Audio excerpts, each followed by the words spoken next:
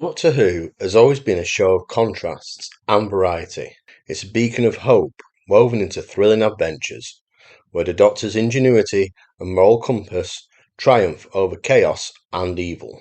But occasionally, the series ventures into darker territory, a place where optimism falters and the stakes feel all too real. One story stands apart, not because of alien monsters or cosmic wars, but for its depiction of a nightmarish reality, unrelenting tension, and an outcome that feels disturbingly plausible. Inferno, a tale of parallel worlds, ecological catastrophe, and hubris, is a chilling reminder of humanity's capacity for self-destruction. What makes Inferno so unsettling isn't just its apocalyptic tone or desperate pace, it's that, for once, the Doctor is powerless to stop the tragedy. This story strips away the usual safety net of his heroic abilities and plunges him into isolation, doom, and the horrifying realization that some disasters are inevitable. Now, for those of you who've been watching my channel from the start, you will already notice that one of my earliest videos was a review on Inferno. In hindsight, I don't feel I did the story justice enough, and I feel there is more to talk about. But feel free to go back and watch it and let me know if you prefer this video or my previous efforts. But let's now move on and delve into the nightmare scenario of Inferno and consider whether it's the darkest story in Doctor Who's history.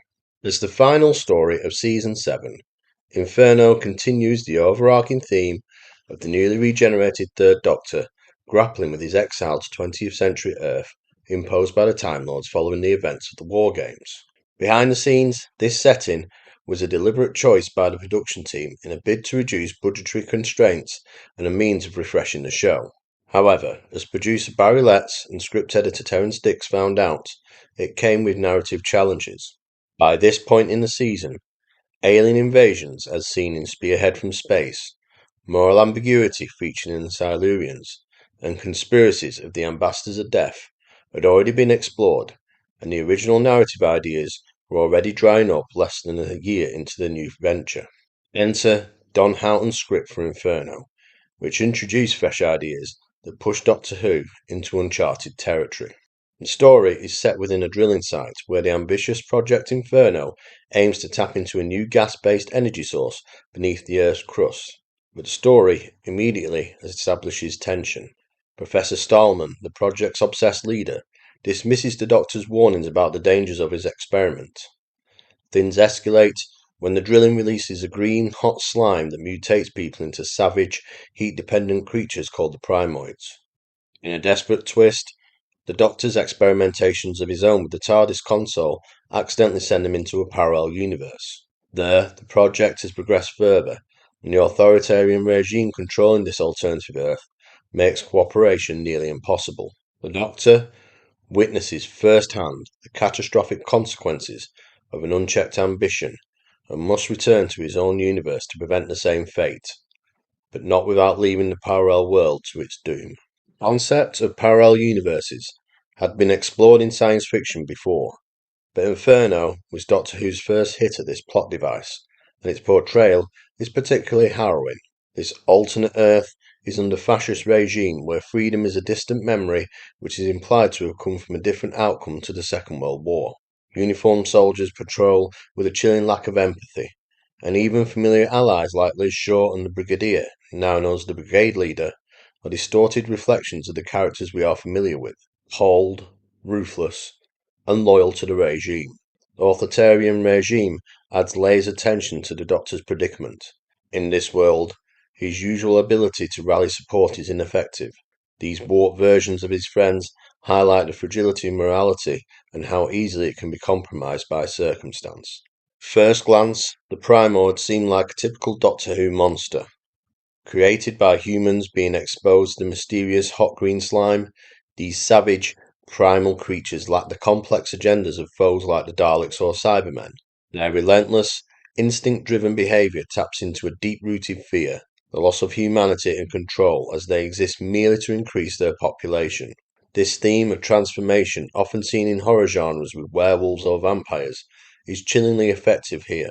The Primord's monstrous origins from human beings serve as a grim reminder of how close we are to our base instincts and the futility of being transformed. Yet the Primords are mostly limited and confined to just jump moments and narrative intervention, and are ultimately merely symptoms of a larger problem. The true villain is Professor Stahlman, whose unyielding ambition and refusal to heed warnings make him a textbook example of the mad scientist archetype. Fiction is rife with such figures from Dr. Frankenstein to Dr. Jekyll, but Stahlman's blend of ego, self-righteousness, and recklessness is particularly harrowing. His drive to name the untapped energy source after himself underscores his hubris, and his descent into a primord when he ignorantly comes into contact with the slime mirrors the destructive consequences of his actions. While monsters and mad scientists provide the surface level horror, the deeper darkness of Inferno lies in its exploration of isolation. The Third Doctor's exile on Earth already mentally isolates him, cutting him off from the freedoms of time and space. His intellect and ideals set him apart from those around him, creating conflict and a sense of loneliness that permeates through much of Season 7. In Inferno, this isolation intensifies dramatically when the Doctor is thrust into the parallel universe. Here, his usual allies, Liz Shaw and the Brigadier, are warped reflections of themselves, serving the fascist regime, where in the normal universe they would have served as closest examples of understanding and moral support. Stripped of this support system, the Doctor is alone in this parallel world with it teetering on the brink of destruction. His helplessness is palpable as he realizes that despite his warnings, it is too late to save this Earth, and can only fight to return to his own universe to prevent a similar catastrophe as he convinced the native of the parallel world to serve their fate. This bleak scenario forces the audience to confront the psychological toll of isolation and failure. Unlike typical Doctor Who stories, where the Doctor's ingenuity saves the day, Inferno leaves us with a grim reminder that even heroes have their limits.